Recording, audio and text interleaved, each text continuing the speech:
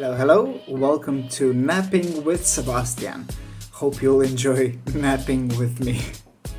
So for the first one, I would like to talk about some deep question that I think it's kind of, well, it is kind of deep. It's the question that we struggle, I would say, regularly.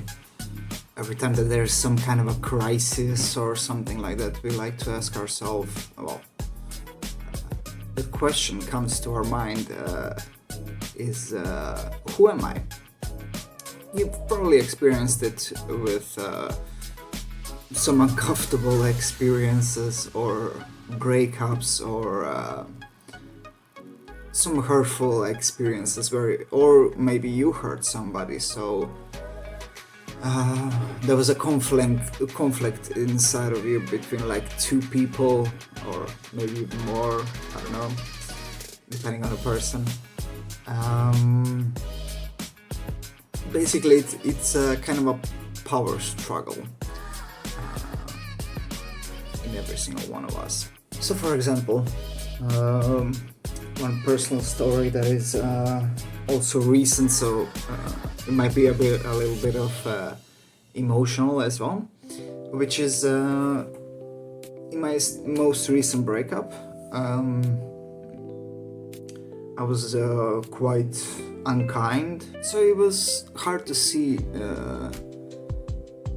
At the moment, it was really hard to see her side and really kind of connect with her in emotional way of understanding actually what's happening.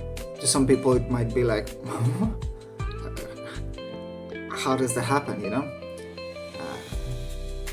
But this channel is not for kind of a neurotypical kind of grew up nicely, you know what I mean? Well, you can be a neurotypical person that had a really healthy family and still you can have some traumas in your life. So, but basically it's more of a high trauma cause, let's put it that way,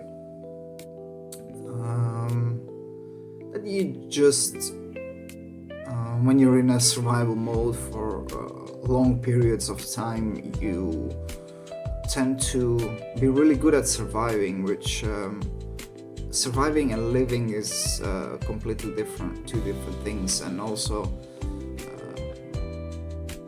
that gave me a bigger meaning of taking care of myself, because then I had to ask myself, okay, who I need to take care of, who is that person that I need to take care of, if that makes sense, you know. I cannot take care of a person, you know, an autistic person as a normal person, and also the other way around. It just doesn't make sense. So yeah, that's really intertwined in identity and meaning.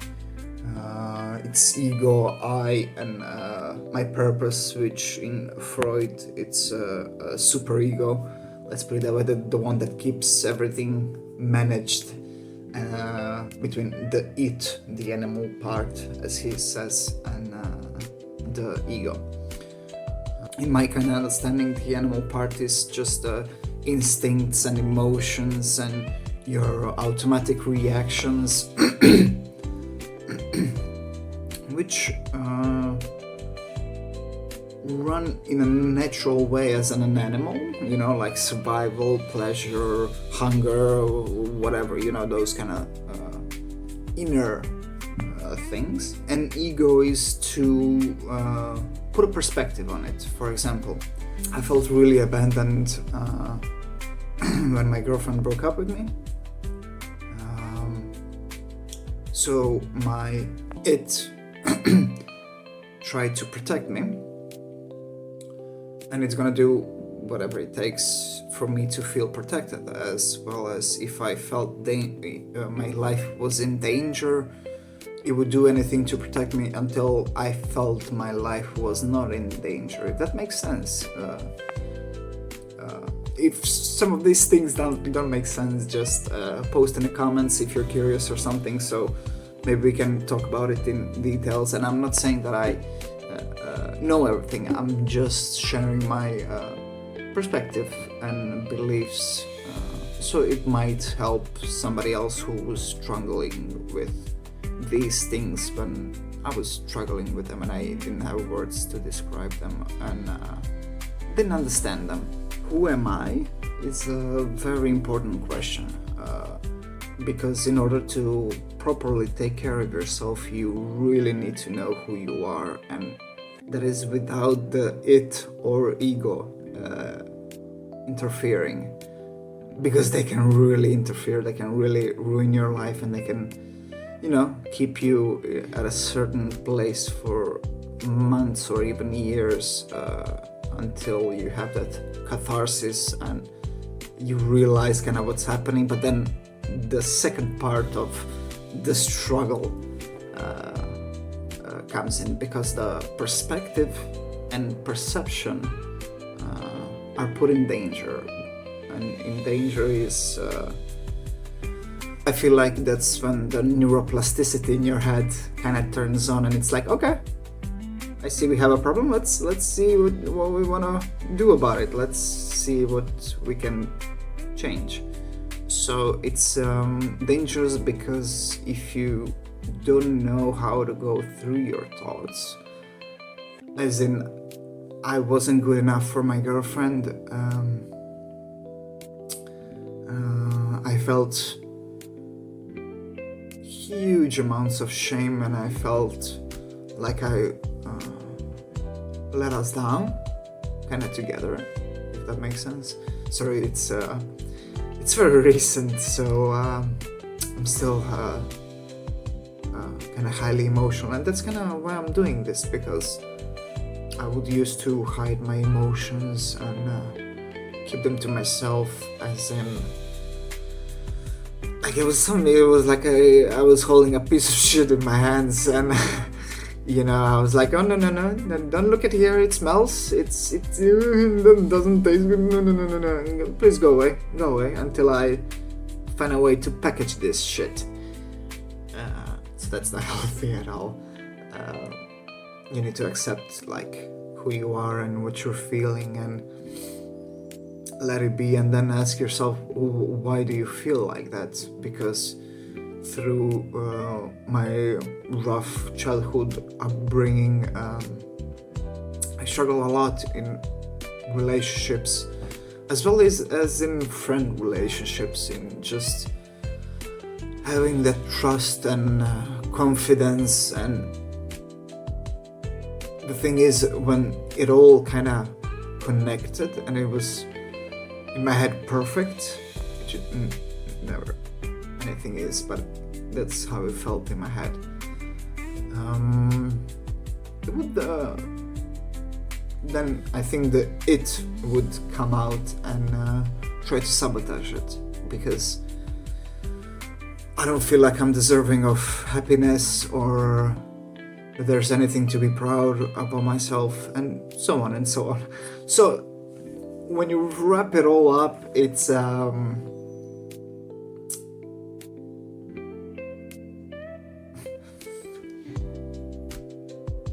know what I mean? It's not a nice ego to carry with you, especially if you have people you love. You can also be very blinded in hurting them. So when your perspective of things and changes, and it influences your perception, it can be quite dangerous also, because you can let that monster inside yourself really live the best of its life. And I did that as well because of my avoidance with emotions. So yeah, it doesn't end good. It wants to explode. And probably the people who have been struggling with addictions or unhealthy habits, or like things that you, for example, like if you're gaming like for 6+ hours, then and it's not a passion, it's not a lifestyle or something like that. If you have some wishes other than gaming, then you should really pay close attention to what you're doing, because loss of identity is a huge problem, and we try to cling on whatever is there when we lose our identity, and usually you forget who you are in these kind of situations. For example, my last 4 or 5 months of the relationship, I basically didn't know who I was. And then all those kind of bad habits and things you don't like about yourself, or yeah, I sound like my dad, or this or that, or whatever kind of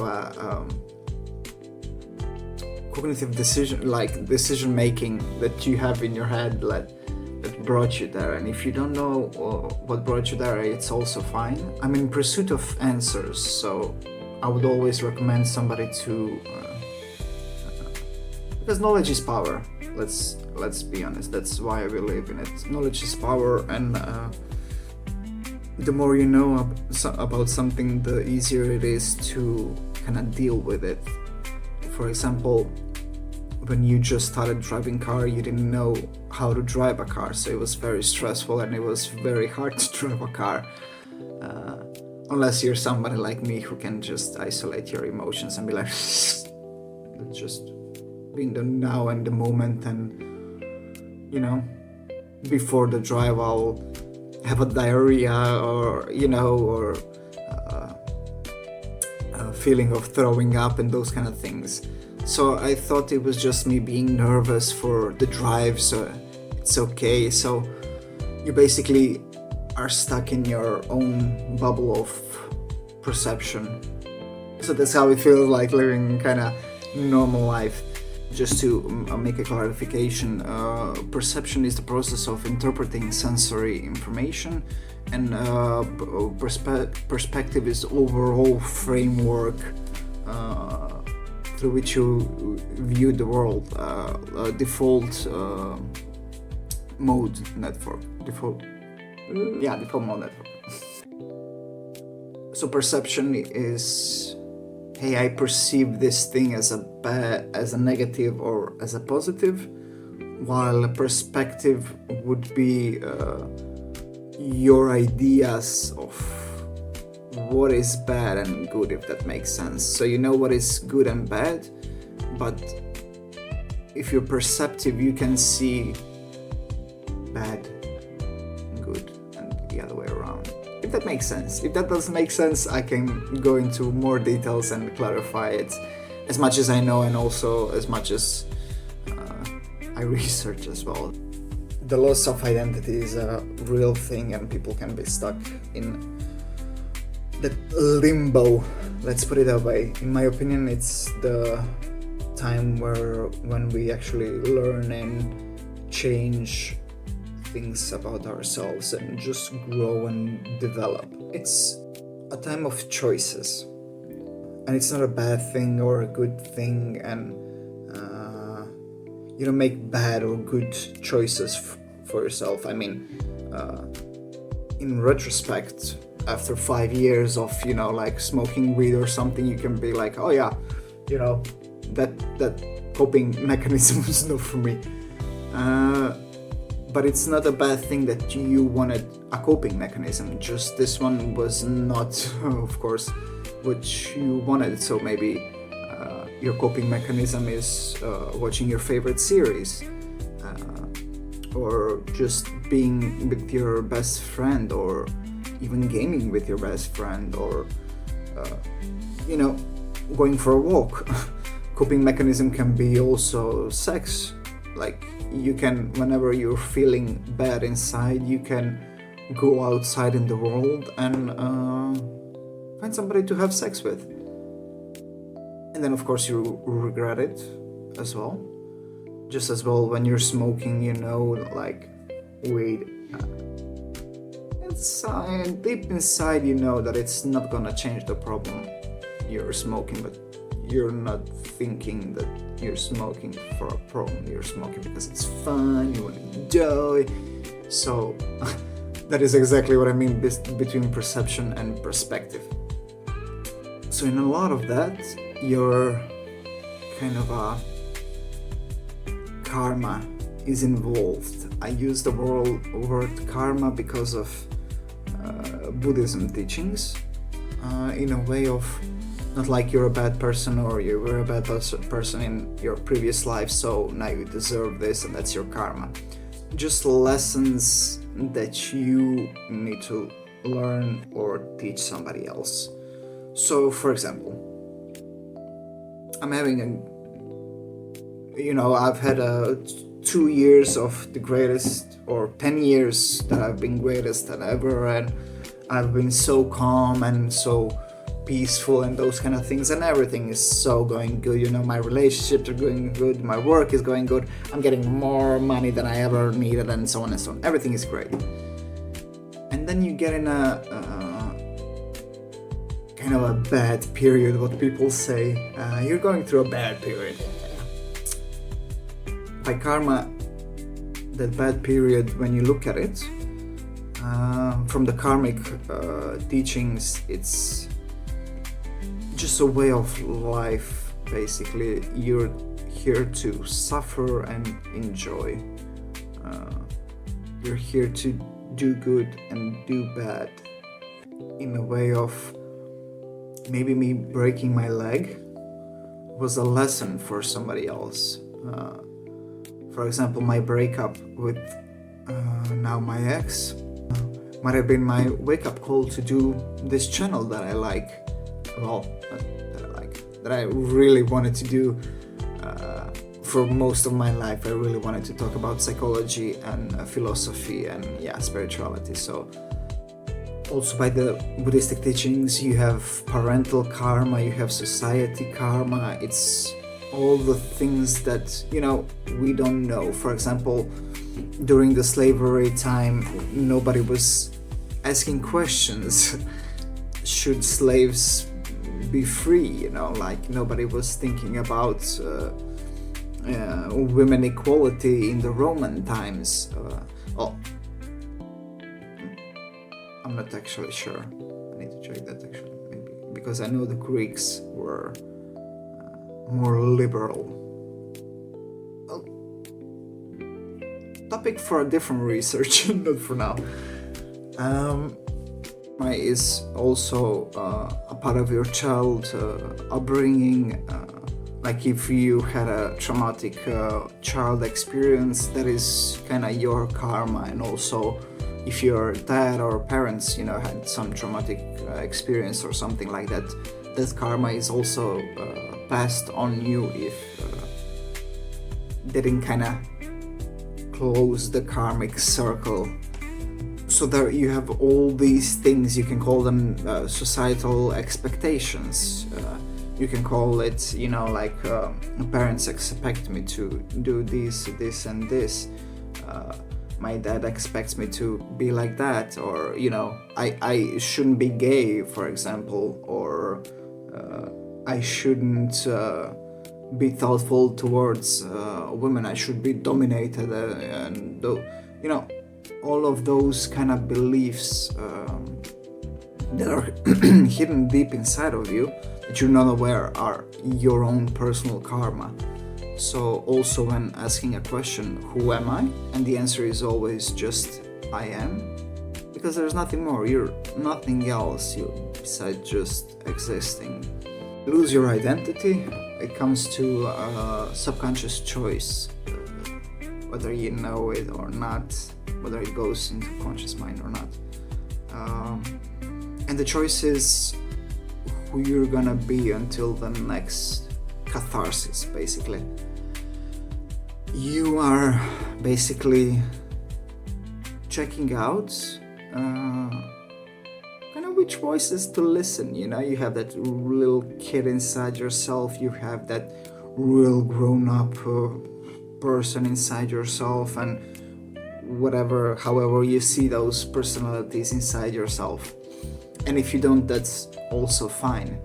So when it comes to the loss of identity, and when you're asking yourself who you are, I would suggest always, like, people will tell you, like, just do what feels good to you and do what's best for you. But in those kind of situations, you don't know what is best for you, and actually you are in that situation because you thought you knew what's best for you and you realize that it's not the best for you. So what can you do?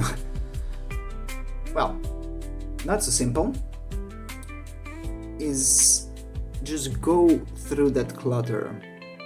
So you're gonna have millions of thoughts. Some might be from your traumas, some might be from your own personal beliefs that you started believing, the way you're living, for example, that you're a failure or something because you keep on failing in things or something like that. So be careful what you tell yourself, because those kind of things are gonna stay with you until the next time, and who knows if you're gonna be even aware enough to sort those things. So if you cannot do everything, do the second best thing that you can, and then see what comes from there. It always takes time because it's subconscious, and you need patience with yourself and to be honest with yourself, because you really need to be a rational person at that point in time, because if you do something from emotional reasons, that emotion will really stay in you and it's going to be a fight. So do the second best thing, and don't give up. No need to give up. It's just a questionnaire. Think about it like you're meeting a new wonderful person, like you're single and you saw a girl or a guy, I don't know, whatever you like, that you really like, and you're now talking with them and they're so amazing, and it's just bubbly, like, beginnings of the relationship. So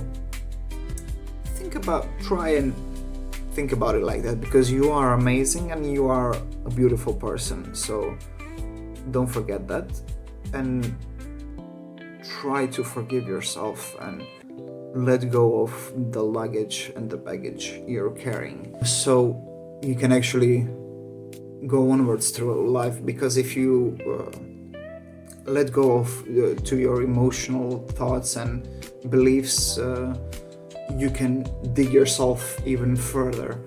For example, when I was living alone around like 18 or 19 or something like that, I was doing a lot of drugs. So I've hit one of my rock bottoms. And I dug even deeper. I felt self-righteous. I felt like the other person is all to blame, there's no blame in me, and then I would look at it rationally, and then the other side of me would take over, where everything is then my fault. Like, there was no in-between area, there was no compassion actually for myself, and understanding for myself, and patience to understand and think rationally.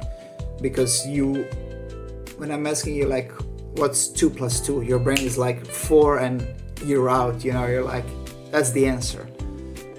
So when you're doing something, spiritual, where you're searching for your inner soul, or however you want to call it, you really need to be careful what you tell yourself. So, for example, for me, that's I cannot lie to myself. I cannot tell myself everything is gonna be good if I'm not doing anything, so I cannot be the person who's laying on the couch and coping like that, if that makes sense. I really need to do things in order to take care of my emotional state. So, and from that I can conclude that I'm really struggling a lot also with anxiety. Best kind of example for people with anxiety is like, just listen to your thoughts, and you're afraid of the future failures. So if you do everything that is in your power to do, then your anxiety will drastically go lower, like drastically. But you can also build new fears, or fears of the future, or just a lot of new baggage, and it goes paradoxically until the next catharsis that you have, or the next fall you experience, or something like that. Because I feel like these falls that we experience, mental falls, like I got fired, and oh my god, I really suck at this job, what did I do wrong, and so on. And then you're thinking, and then you're like, who am I? But in the perspective of the workplace, and so on and so on. So you can be like, yeah, but that boss was a jerk. Yeah, I was feeling a freaking unhappy on my workplace, so I understand why I was behaving like that. Oh yeah, they should have done something to fix it. It wasn't my problem. The situation made me feel and do the things that I did. So that's one of the way that we can get stuck in self-defensiveness, which of course it's gonna bite you back in the face when it comes back. So in conclusion, basically you need to break the cycle. You can envision it as a snake biting its own tail, and just accept that you are not your past, and you're not defined by your past. You are who you are, and it's up to you to figure that out. And you also need to understand that identity that you're gonna create is gonna change through time and through years as you learn different things and experience different things. So first thing is acceptance of yourself. For example, in my personal case, I'm a person who was traumatized a lot as a kid. I have no idea how to have a healthy relationship with myself as well. So this is part of the journey, and I hope to take you with myself on that journey, and maybe you'll learn something. I really hope that's kind of my point. This is kind of a small therapy for me, but also to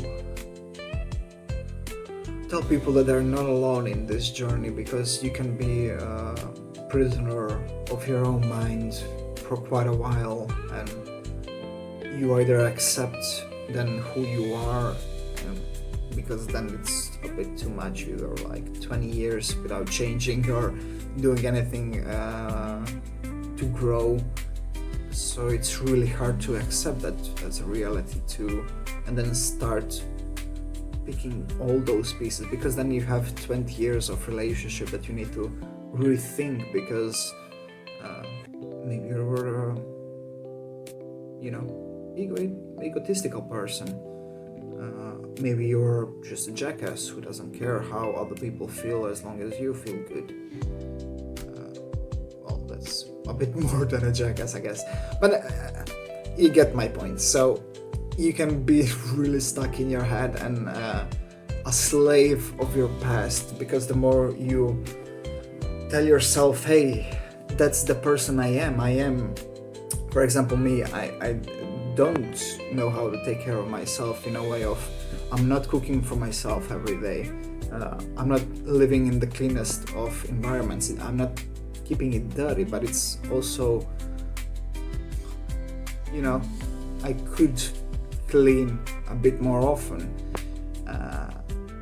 I could also clean my clothes before I use all of my clothes, and those kind of things. But that's just the beginning. Also taking care of myself, as in mental health, as in not smoking weed, going for walks, opening up to people and talking about my emotional state, and not hiding it like a scared little kid that doesn't want to get hurt. So all of those things don't define me.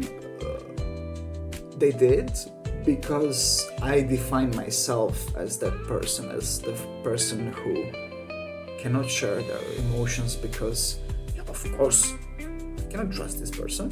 Like, like whatever, like your brain is gonna give you reasons why not to do that.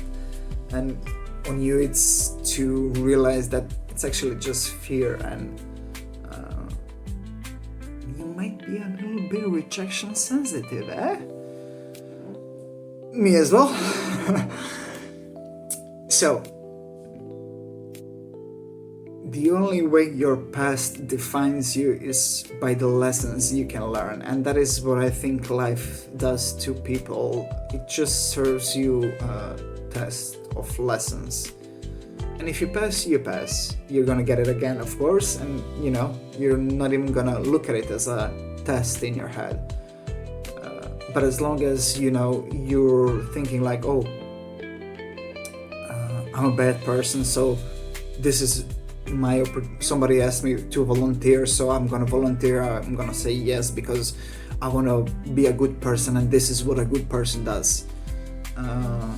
That's really great, because you really need to teach yourself those kind of things. I need to learn basically how to be more thoughtful and how to really listen to a person and not to just listen to words that they're saying and answer logically, but also take care of people's emotions, as in not being a jackass. But also it's not a matter of choice if you're not aware of it. So I know how you feel.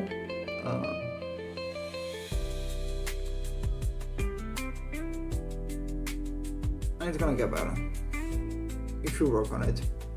For example, if you're narcissistic, you might have a lot of self-defensive thoughts, you might have self-righteous thoughts, and just things that would tell you, hey, you're doing a good thing, stay strong, brother.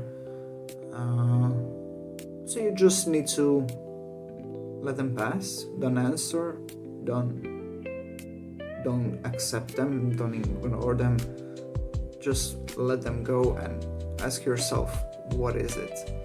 What is this thought that I'm having? Is it something rational, or like productive thought, as in like, oh, I've noticed that I don't put the toilet seat down and I'm living with 2 women, and they kept telling me that, but I kept forgetting because I don't care. Oh, didn't care. And then when you realize those kind of things, you get that fight in yourself, like, oh yeah, but why do they expect me to do this? Why can't they do this by themselves? Just lowering this toilet seat. So asking yourself, what are these thoughts that I'm thinking, and defining them is a great step in interoception and understanding yourself. Your life was given to you. You did not earn it. You did not go to job 40 years and then boop, I'm out of the vajayjay. I'm alive. Now I can do this drugs. Now I can do this party. I don't care about you. I don't care about you. Like that doesn't work like that. We're all here together. So the more you try to work with people around you, the happier you'll be, definitely. So that's pretty much it from, well, it's a pretty short kind of explanation of what I see as the question, who am I? And it resonates a lot in spirituality, philosophy, and also psychology. Well, hopefully you've watched my whole video, and hopefully you liked it. So comment, share, subscribe, dislike, hate, Whatever you want.